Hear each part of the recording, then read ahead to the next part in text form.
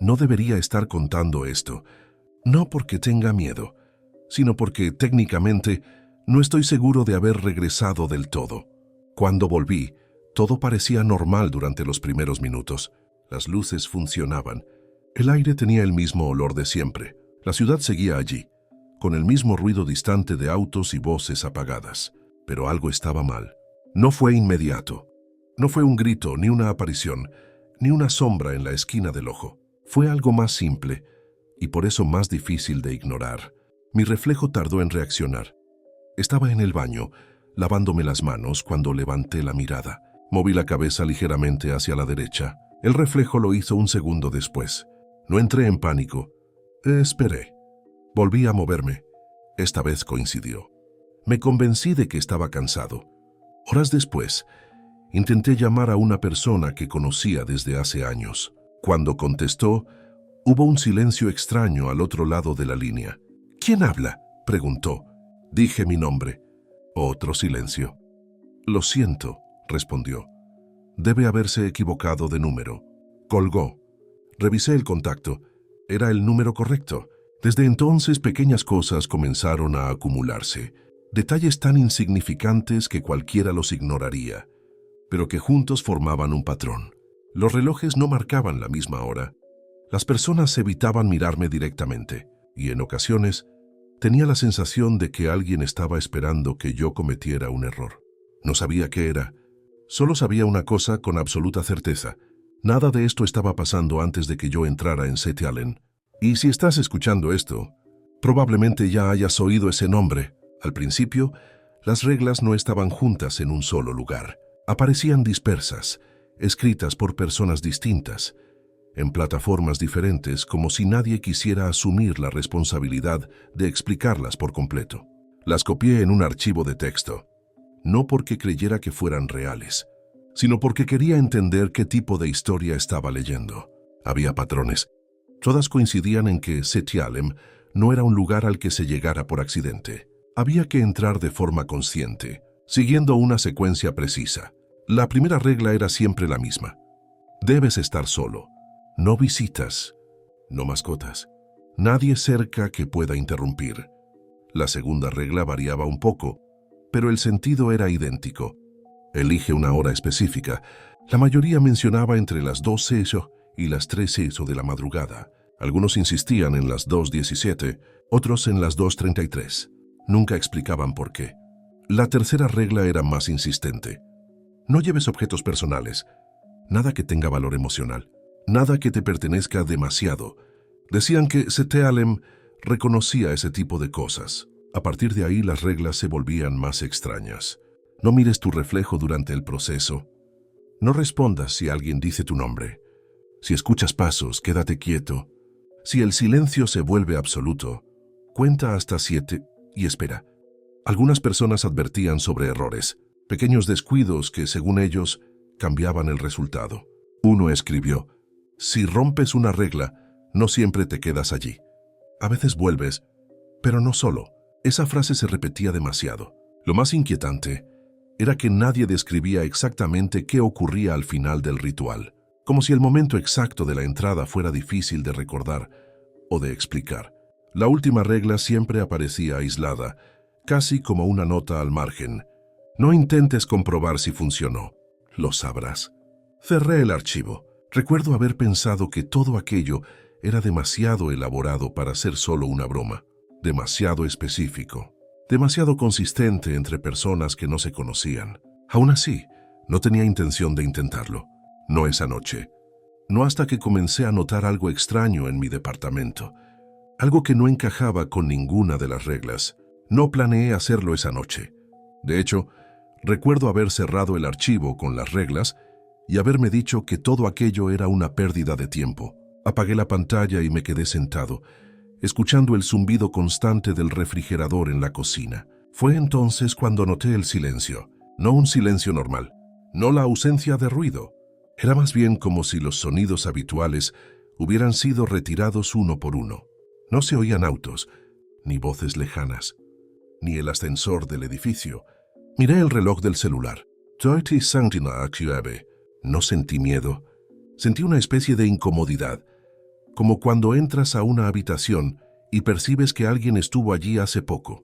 Me levanté y recorrí el departamento. Las luces funcionaban. El pasillo estaba vacío. La puerta seguía cerrada con llave. Todo parecía normal salvo por una cosa. Mi reflejo evitaba coincidir conmigo. No era un retraso evidente. Era mínimo, casi imperceptible. Recordé una de las reglas. No mires tu reflejo durante el proceso. Aparté la vista. El silencio se hizo más pesado, como si el aire ofreciera resistencia al moverse. Volví a mirar el reloj. 2:17. No tomé una decisión consciente. Simplemente dejé de resistirme a la idea. Apagué todas las luces del departamento, excepto una. Me quedé de pie en el centro de la sala, tal como había leído en varios relatos. No llevaba nada encima. Ni teléfono, ni llaves, ni reloj. Cerré los ojos. Esperé. Al principio no pasó nada. Luego, una sensación extraña comenzó a recorrerme el cuerpo. No era frío ni calor. Era como una presión suave, constante, empujando desde dentro. Escuché pasos. Venían de muy cerca. No abrí los ojos. Recordé otra regla. Si escuchas pasos, quédate quieto. Los pasos se detuvieron frente a mí. Sentí que algo estaba allí, observando, esperando. Entonces el silencio se volvió absoluto. No oía mi respiración. No oía mi corazón. Conté hasta 7. Cuando abrí los ojos, el departamento seguía allí. Pero supe de inmediato que ya no estaba en el mismo lugar.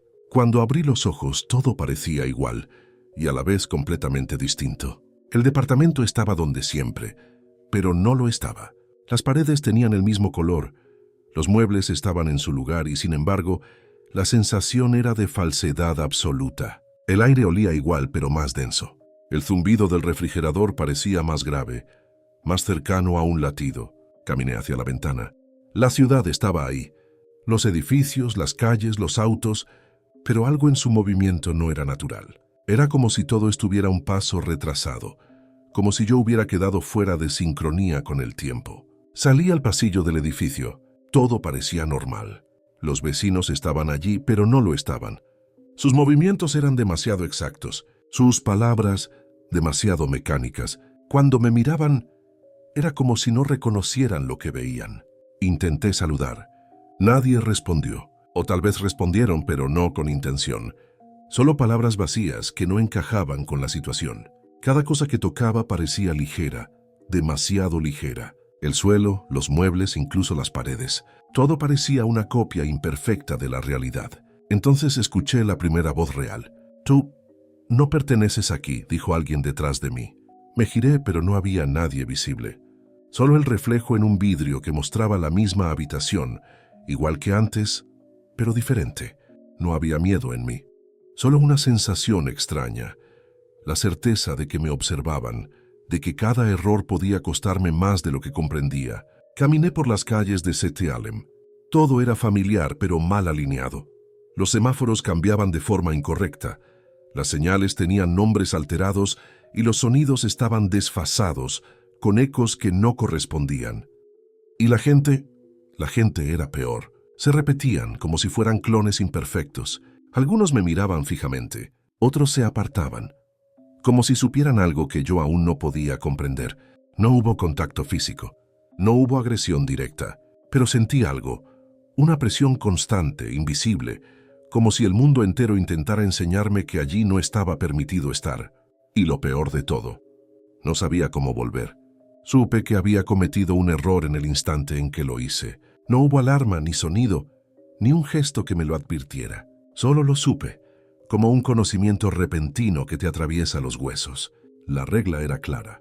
No responder si alguien dice tu nombre. Y lo había hecho. Lo escuché al pasar por una calle estrecha de 7 más. Una voz humana, familiar pero no del todo. Su tono era igual al de un amigo que conocía desde la infancia, pero distorsionado, como si viniera de otro mundo. «Alex», susurró. Me detuve. Mi instinto decía, ignórala. Mi mente racional me decía, es imposible, solo es un eco. Pero en cuanto abrí la boca y respondí con un simple sí, sentí un cambio inmediato. El mundo alrededor se tensó. No cambió de golpe, pero las pequeñas imperfecciones comenzaron a amplificarse. Las sombras se estiraron más de lo que deberían. Los ecos de mis propios pasos retumbaban fuera de tiempo. El aire se volvió más denso. Cada respiración un esfuerzo. Entonces lo vi. No era una persona. No era un reflejo exacto de alguien que conocía. Era algo que imitaba. Cada gesto, cada mirada, era una copia imperfecta de mí mismo. No sentí terror inmediato. No grité. Simplemente me quedé quieto, observando cómo esa presencia se acercaba, sin apuro, sin intención de tocarme. Y aún así, consciente de que su sola cercanía cambiaba la realidad. Intenté retroceder, pero el mundo comenzó a deformarse. Las calles se alargaron, las paredes se curvaron y los edificios que antes reconocía empezaron a doblarse hacia mí. No podía calcular distancias, no podía medir tiempo. Mi mente luchaba por encontrar lógica donde no había ninguna. Y fue entonces cuando entendí la regla más aterradora de todas. No respondas si escuchas tu nombre, porque Setealem reconoce tu presencia, y si lo hace, no eres solo un visitante. Te conviertes en parte de su sistema, algo que ya no puede volver completamente. Intenté cerrar los ojos como había leído en las advertencias, pero incluso con los ojos cerrados podía sentirlo, cerca, esperando, sabiendo. En un instante la voz volvió más clara esta vez, con un tono que no era humano ni malicioso, solo frío. Bienvenido. Y entonces, todo dejó de seguir las reglas de la realidad que conocía. Pasaron los días, las horas parecían fluir normalmente, y sin embargo no lo eran. Pequeños detalles comenzaron a acumularse, silenciosos, casi imperceptibles. Los objetos en mi departamento cambiaban de lugar sin que nadie los moviera. A veces, al mirarme al espejo, veía un parpadeo en mi reflejo que no correspondía a mi movimiento. La voz de mi amigo, de mi familia, incluso la mía propia, sonaba distorsionada como si alguien más la hubiera usado por un instante. Y a veces, al caminar por la calle, sentía que alguien caminaba exactamente a mi lado. Pero cuando miraba, no había nadie. Intenté ignorarlo, racionalizarlo, buscar explicaciones lógicas, pero nada encajaba. Era como si la realidad misma hubiera guardado un fragmento de Setealem dentro de mí. Una noche, desperté y mi reflejo estaba perfectamente sincronizado conmigo. Pero al apartar la mirada, algo se movió detrás de mí en el vidrio. Un gesto mínimo, apenas perceptible. No era humano, no era yo, pero sabía que estaba ahí. Desde entonces he aprendido algunas cosas. Setealem no es solo un lugar, no es temporal ni reversible. Todo lo que atraviesas deja una marca invisible, indeleble. No hay monstruos visibles, no hay ataques ni golpes. El terror real es la certeza de que algo se quedó contigo, algo que observa, espera y recuerda. Y lo más inquietante, cuando cierro los ojos por la noche, todavía puedo escuchar un susurro, tan débil que casi lo ignoro. Bienvenido de nuevo, pero ya no eres solo tú. No puedo decir si es una advertencia o un saludo. Solo sé que nunca volveré a ser el mismo, y que Setealem siempre estará allí, en algún lugar que no logro alcanzar, pero que ha alcanzado algo de mí.